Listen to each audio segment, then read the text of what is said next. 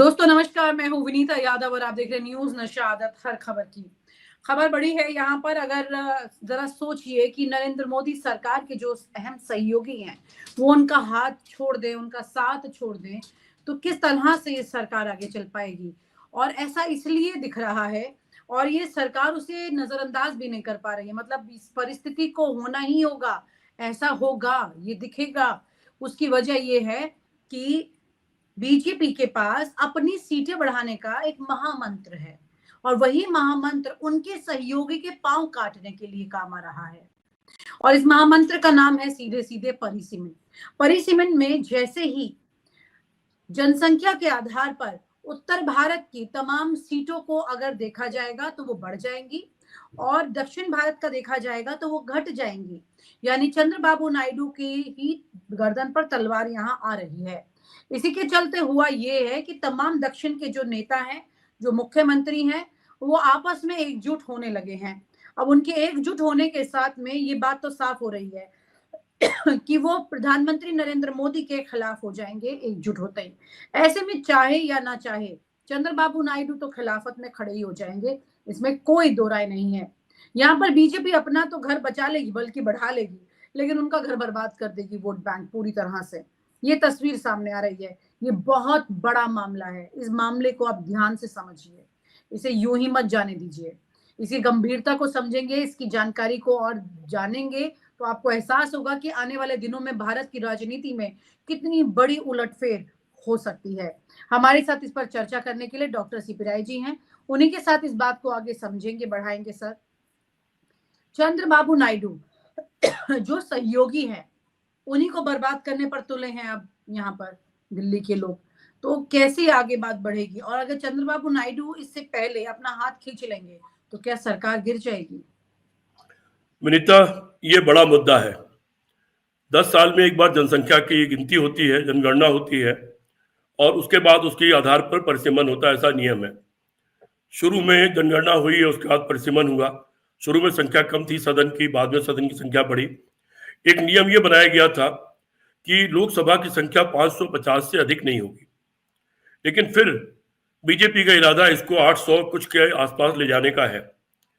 उसके लिए वो अभी जनसंख्या की जो जनगणना 2021 में हो जानी चाहिए थी, वो किसी न किसी बहाने से चलती रही और अब उस जनगणना पर इन्होंने काम करना शुरू किया है। अभी जनगणना शुरू नहीं हुई है, उसकी तैयारियां चल रही हैं। उसके आधार पर बीजेपी एक नया परिसीमन करना चाहती है। यहाँ सवाल यह है कि जिन प्रदेशों ने ह्यूमन इंडेक्स पर अच्छा काम किया है, जिन प्रदेशों ने जनसंख्या नियंत्रण पर अच्छा काम किया है, वो पनिश होने चाहिए या उनको पुरस्कार मिलना चाहिए। तमिलनाडु का मैं आज किस्सा पढ़ रहा था। ह्यूमन इंडेक्स से लेके पर कैपिटा इनकम होते हुए भारत की एवरेज इनकम वगैरह तो छोड़िए, तमाम मामलों में बहुत सारे देशों से उनकी ज़्यादा है तमिलनाडु की। स्टालिन ने इतना अच्छा काम किया अपने लगातार अपनी सरकारों में कि तमिलनाडु बहुत आगे निकल गया है। और मुझे लगता है 15-16 शायद ऐसे पॉइंट थे जिसमें तमिलनाडु बहुत आगे निकल गया। भारत में नंबर 1 है तो बहुत सारी चीज़ों में आसपास के कई देशों से भी आगे निकल गया है। जनसंख्या नियंत्रण भी वहाँ है, केरला में, तमिलनाडु में, साउथ के अन्य जगहों पर। तो क्या उनको सजा दी जाए? क्योंकि जब परिसीमन होगा तो जिसकी जितनी संख्या होगी उस संख्या के आधार पर उनकी लोकसभा की सीटें तय होगी। मान लीजिए आज 39 सीट है तमिलनाडु की, तो इस नए परिसीमन के हिसाब से उनकी सीटें शायद 32 ही केवल रह जाएंगी, लेकिन उत्तर प्रदेश की सीटें 100 से अधिक हो जाएंगी। जो उत्तर प्रदेश की जो सीटें हैं वो 100 से कहीं ज़्यादा हो जाएंगी। मध्य प्रदेश, राजस्थान की सीट ज़्यादा हो जाएगी। दक्षिण भारत के प्रदेशों की सीट कम हो जाएगी। हिमाचल प्रदेश की कम हो जाएगी, उत्तराखंड की कम हो जाएगी, क्योंकि इसमें पलायन भी है। गांव से शहरों का पलायन, एक प्रदेश से दूसरे प्रदेश में पलायन, पहाड़ से नीचे जमीन पर पलायन, इस तरह तरह के पलायन है। जैसे उत्तर भारत के बहुत सारे प्रदेशों के लोग कलकत्ता और मुंबई जाते हैं, उसी तरह से बहुत सारे लोग कलकत्ता और मुंबई से और जगहों पर भी नौकरी करने जाते हैं। इस पलायन के आधार पर अगर तय होगा तो दक्षिण भारत के राज्यों की, क्योंकि किसी राज्य की ताकत उसके लोकसभा सांसदों के आधार पर होती है, उस सांसदों की ताकत के आधार पर वो दिल्ली से अपना हक हासिल करता है, उसी के आधार पर अपना प्रदेश का इंटरेस्ट वॉच करता है, उसी के आधार पर वो सौदा करता है। लेकिन अगर उनकी संख्या कम हो जाएगी और उत्तर भारत के चंद राज्यों की संख्या इतनी ज्यादा हो जाएगी कि किसी की परवाह करने की जरूरत ही नहीं रहेगी, तो उत्तर भारत के कुछ राज्यों के सांसदों के बूते पर कोई भी ताकत तानाशाह बन सकती है और दक्षिण भारत की आवाज सुनी जानी बंद हो जाएगी। चंद्रबाबू नायडू ने इस पर एक बैठक बुलाई है, मुझे तारीख ठीक से याद नहीं, मुझे लगता है शायद 22 तारीख है, शायद 22 तारीख को शायद बैठक बुलाई, आप चेक कर लीजिएगा अगर मैं गलत हूं तो। और उस बैठक में उन्होंने दक्षिण भारत के सारे राज्यों के मुख्यमंत्रियों को बुलाया है। चंद्रबाबू नायडू ने, स्टालिन ने बैठक बुलाई है, उसमें उन्होंने चंद्रबाबू नायडू से लेकर दक्षिण भारत के सारे राज्यों को बुलाया है। स्टालिन ने बुलाया है, हाँ, स्टालिन ने बुलाया है, ममता बनर्जी को भी बुलाया है, यहाँ तक कि उड़ीसा के चीफ मिनिस्टर को भी बुलाया उन्होंने उसमें। अब कौन कौन जाता है देखना है, लेकिन दक्षिण भारत के सारे राज्य तो निश्चित तौर पर उसमें इकट्ठे होंगे ही होंगे। चंद्रबाबू नायडू की भूमिका भी देखनी पड़ेगी। होता क्या है, दक्षिण भारत के राज्य कुछ मामलों में बड़े सेंसिटिव है। वैसे ही उत्तर दक्षिण के बीच में एक लड़ाई भाषा के नाम पर रही है। पता नहीं नए दर्शकों को अब नहीं मालूम होगा, हिंदी थोपने के सवाल पर एक समय न जाने कितनी मौतें हो गई थी, बड़े बड़े आंदोलन हुए थे और न जाने कितने लोगों को अपनी जान गंवानी पड़ी थी। फिर उसके बाद अलग तरह का फॉर्मूला बना, अलग तरह का सूत्र बना। ये अलग बात है, गृह मंत्री जाके चुनौती दे रहे हैं तमिलनाडु में कि आप तमिल में इंजीनियरिंग और मेडिकल पढ़ के दिखाइए। चुनौती का कोई मतलब इसलिए नहीं है कि अगर रसा रसन में पढ़ा सकता है, चाइना चाइनीज में पढ़ा सकता है, अन्य बहुत सारे देश अपनी भाषा में पढ़ा सकते हैं, तमिलनाडु भी अगर तय कर लेगा तो अपनी भाषा में किताबों को ट्रांसलेट कर लेगा, पढ़ा लेगा, ये कोई बड़ी बात नहीं है। लेकिन अगर एक मिली जुली भाषा के रूप में, एक संपर्क भाषा के रूप में मान लीजिए अंग्रेजी भी काम आ रही है तो बुरा क्या है। अंग्रेजी का इस्तेमाल तो दिल्ली के सारे कामकाज में मैक्सिमम अंग्रेजी का इस्तेमाल होता है। तो लेकिन ये तरह तरह के विवाद छेड़ना आरएसएस और भारतीय जनता पार्टी का स्वभाव है। अब ये जो परसिमन का सवाल है, ये दक्षिण भारत के लिए आत्महत्या का सवाल है, इसको बर्दाश्त नहीं कर सकते। अगर मुझे सही याद है, शायद आंध्र प्रदेश के बंटवारे का मामला था। आंध्र प्रदेश में सरकार भी कांग्रेस की थी और केंद्र में कांग्रेस की सरकार थी, लेकिन उस बंटवारे का जबरदस्त विरोध था। उस विरोध को कम करने के लिए चूंकि बंटवारा तय कर लिया था सरकार ने, तो कांग्रेस ने अपनी ही सरकार को भंग किया, अपनी ही सरकार को बर्खास्त किया और उस बंटवारे की चीजें लागू कर दी। दक्षिण भारत बहुत सेंसिटिव है। हो सकता है कि दक्षिण भारत के हितों के सवाल पर दक्षिण भारत में जो 27-28 एमपी भारतीय जनता पार्टी के भी हो सकता है कि वो भी भारतीय जनता पार्टी से किनारा कर लें। जो अन्य पार्टियां उनको तो छोड़ दीजिए, वो तो इसकी लड़ाई को लड़ेंगे क्योंकि उनके अस्तित्व का सवाल है, उनके भविष्य का सवाल है। लेकिन खुद भारतीय जनता पार्टी के जो अक्सर दक्षिण भारत में शायद 26 या 28 सांसद हैं, हो सकता है कि वो भी भारतीय जनता पार्टी के खिलाफ एक बिगुल बजा दें और दक्षिण भारत के सवाल पर, अपने हितों के सवाल पर वो एकजुट होकर के स्टालिन के साथ खड़े हो जाए। ये बड़ा मुद्दा इस वक्त सामने है। अटल बिहारी वाजपेयी की सरकार में भी एक बार सवाल आया था और उस वक्त करुणानिधि जिंदा थे। उस वक्त एक फार्मूला तय हुआ और उस चीजों को टाल दिया गया। अभी भी स्टालिन ने यह कहा है इस मुद्दे को 2050 तक के लिए टाल दिया जाए और जनगणना हो, लेकिन परिसीमन को 2050 तक के लिए फिलहाल टाल दिया जाए। ये उनकी मांग है। देखना यह है कि यह सरकार अपने को बचाने के लिए डर के पीछे हट जाती है। बहुत सारे मामलों में सरकार ने यू टर्न लिया है, या अपने को अजेय बनाए रखने के लिए और तानाशाह बनने के लिए जिद पकड़ करके इसको करने की कोशिश करती है। अगर ये ऐसा करेगी तो 22 तारीख इस सरकार की जिंदगी का अंतिम दिन होगा और ये सरकार उस दिन अपने आत्महत्या के कागज पर साइन कर देगी। जी विनीता। सर, आप कह रहे हैं कि 22 तारीख को सरकार गिर सकती है अगर ऐसी परिस्थिति आई तो चंद्रबाबू नायडू करेंगे? अगर सरकार यू टर्न नहीं लेती है, ये सरकार इस मामले पर अगर सरकार की जिद होती है तो निश्चित तौर पर दक्षिण भारत भी अपना अस्तित्व बचाए रखना चाहेगा, अपना भविष्य बचाए रखना चाहेगा, अपनी अस्मिता अपना बचाए रखना चाहेगा, अपना आत्मगौरव बचाए रखना चाहेगा। उस कंडीशन में वो इस सरकार को एक पल भी बर्दाश्त नहीं करेगा। पूरा दक्षिण भारत इस मामले में एकजुट हो जाएगा। और मैंने जैसा इशारा किया कि कोई बहुत बड़ी बात नहीं कि 26 या 28 जो भाजपा के दक्षिण भारत में सांसद हैं, बड़े सेंटिमेंटल लोग होते हैं दक्षिण भारत में। आपने देखा कि वहां कोई हीरो हीरोइन भी अगर किसी का निधन हो जाता है तो उसके गम में कई सारे लोग आत्महत्या कर लेते हैं।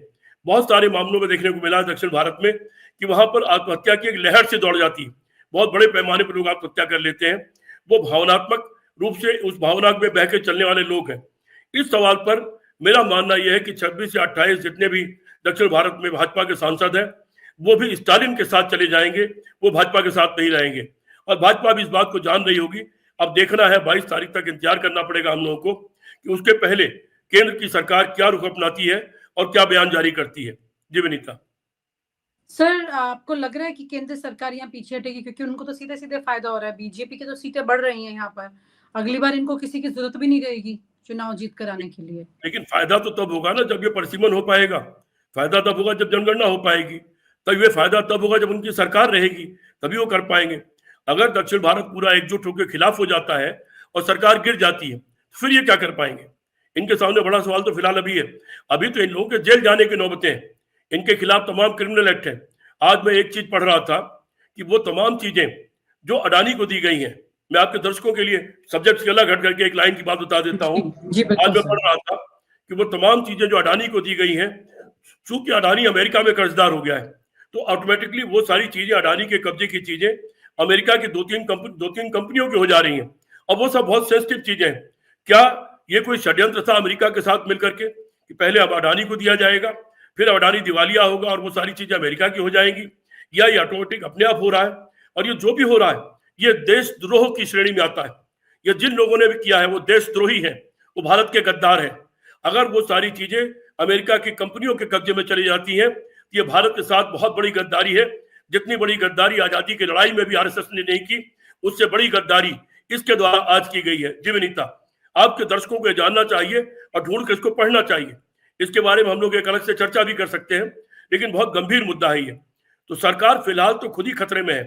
जिस तरह से ट्रंप ने नंगा किया सरकार को, $21 मिलियन वोट बढ़ाने के लिए और वोटिंग पैटर्न चेंज करने के लिए नरेंद्र मोदी को दिए गए। ट्रंप ने कहा कि my friend got this $21 million, ये उसने नंगा कर दिया इनको। और तब से प्रधानमंत्री का मुंह अभी खुला नहीं है, बोल नहीं पा रहे। उसने कहा कि मैंने इस सरकार को एक्सपोज कर दिया है।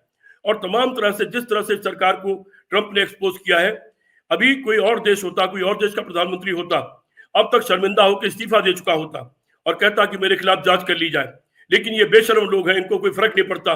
देश बर्बाद हो जाए, देश बदनाम हो जाए, देश का सम्मान गिरवी रख दिया जाए, लेकिन इनको कोई फर्क नहीं पड़ता। तो इस तरह के लोग हैं। लेकिन फिलहाल सरकार भी संकट में है, नरेंद्र मोदी भी संकट में है और ये सारे लोग संकट में हैं।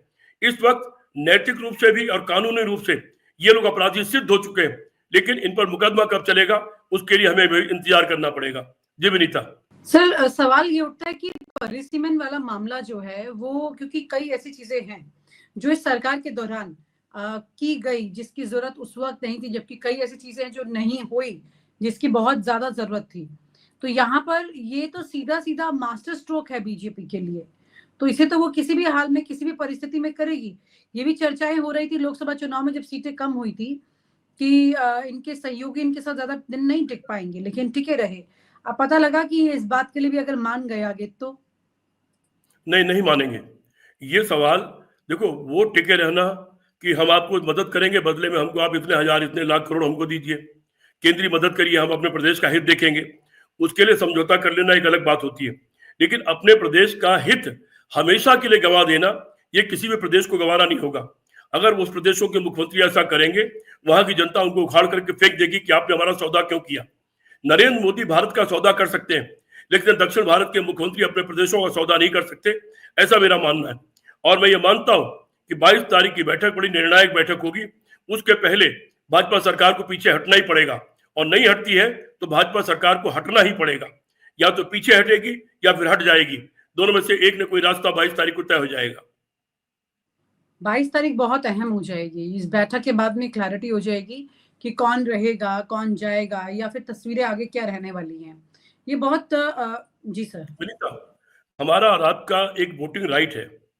भारतीय संविधान के द्वारा हमको एक वोटिंग राइट दिया गया है। वो चाहे बिल्कुल बिना पढ़ा लिखा हो या बहुत ज्यादा उच्च शिक्षित हो, वो दलित हो या अगड़ा हो, वो बहुत गरीब हो, फुटपाथ पर सोने वाला हो या महल में रहने वाला हो, सबको एक ही वोट की पावर दी गई है।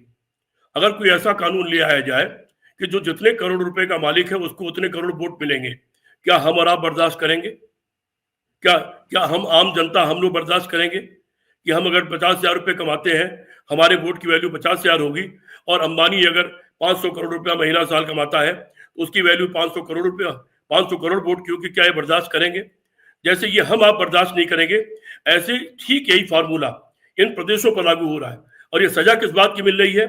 उन प्रदेशों ने अपनी जनसंख्या नियंत्रण पर अच्छा काम किया है, ह्यूमन इंडेक्स पर अच्छा काम किया है, वहां की जनसंख्या एक लिमिट के भीतर बनी हुई है, और जहां पर जनसंख्या का विस्फोट है, पैदा करते चले जा रहे हैं, हमारी जनसंख्या बढ़ती चली जा रही, उनको किस बात का लाभ मिले कि वो देश की व्यवस्था को बिगाड़ दिया उन्होंने? क्या देश के सिस्टम को बिगाड़ने का काम किया? देश का जो पर कैपिटा इनकम है उसके दर को बिगाड़ने का काम किया उन्होंने? देश की व्यवस्थाओं में जो कम जनसंख्या रहने पर अच्छाई हो सकती थी उसको बिगाड़ने का काम किया? क्या इसका पुरस्कार मिलना चाहिए उन प्रदेशों को जिनकी जनसंख्या ज्यादा है? ये तो उल्टा है एक दूसरे का। पुरस्कार तो उनको मिलना चाहिए जिन्होंने नियंत्रण किया है। जी विनीता।